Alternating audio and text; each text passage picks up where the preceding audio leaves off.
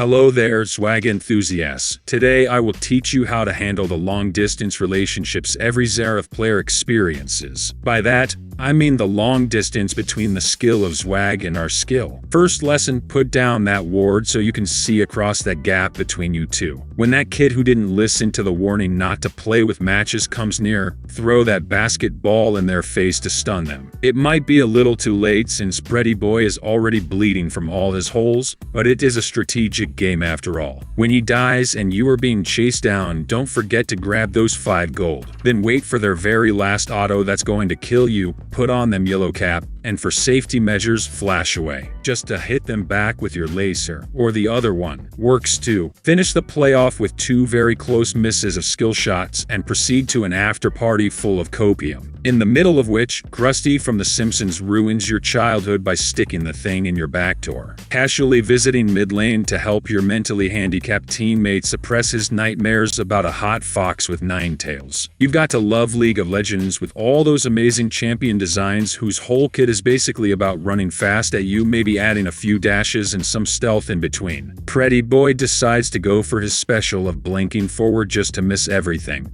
But luckily the vampire hunter hates anorectic twinks as they make turbo bait for vampires. Then they leave everything to my skill of serving pizzas, which I learned from Papa's Pizzeria.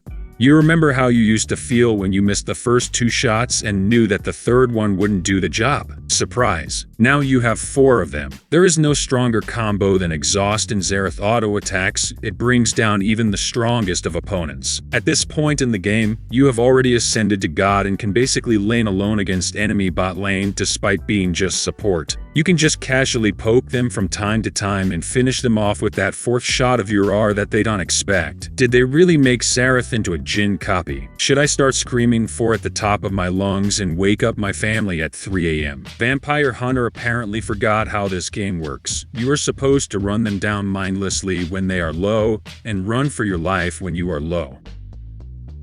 Imagine pinging your mid laner to be careful because enemy support is missing just to get clapped by him while he sits mid lane. In moments like these, I feel like spamming that ironic smiley face in real life to make sure everybody knows that I am truly fine. That feeling when your teammate actually understands that his only job is to run away and not try to be a hero. All the heroes I know sit at the pub in front of the slot machine hoping for the correct fruits to align despite them not eating any fruit in years. I hate this BS where you start getting less and less gold for killing minions because you have a support item. Like, sorry game, but these guys you matched me with don't have any idea about clearing waves and somebody has to do it. And now you make me feel bad for doing that because basically 50% of the gold is getting lost and I could probably clear 2 wards and earn more gold. Yes, I am that cool kid on the block that beats up younger kids but does it with style. Anywho, you may say it is not worth it, but Shaco's psychologist would beg to differ. After Yasuo decides that all that hate he has been getting just for picking his favorite champion is too much, he embraces this toxic relationship with this furry.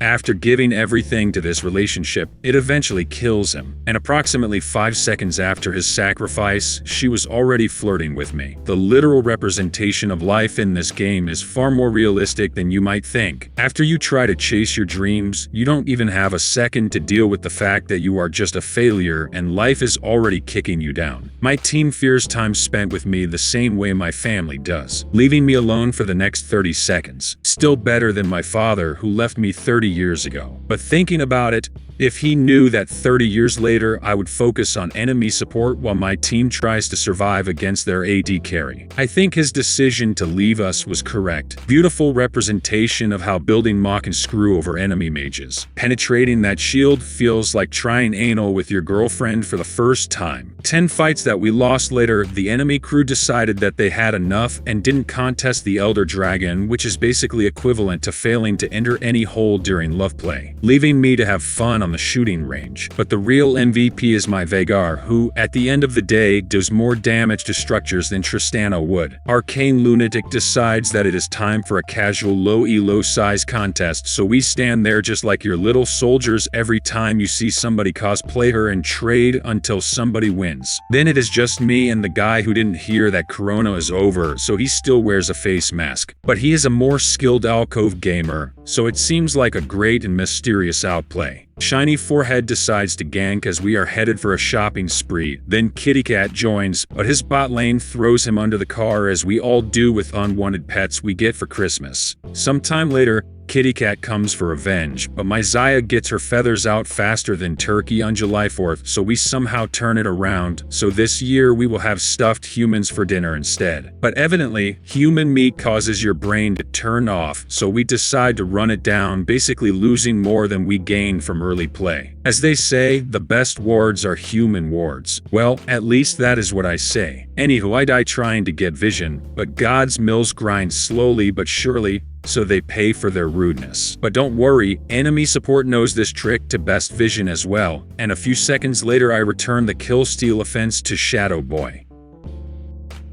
The death of JF Kennedy is a canon event, boys. And this is like, should all your Xerath games end, you offering artillery support from the safety of your home while screaming at players to play better. They are lucky that this time around they played well. Anywho, I leave you Johnnyless now.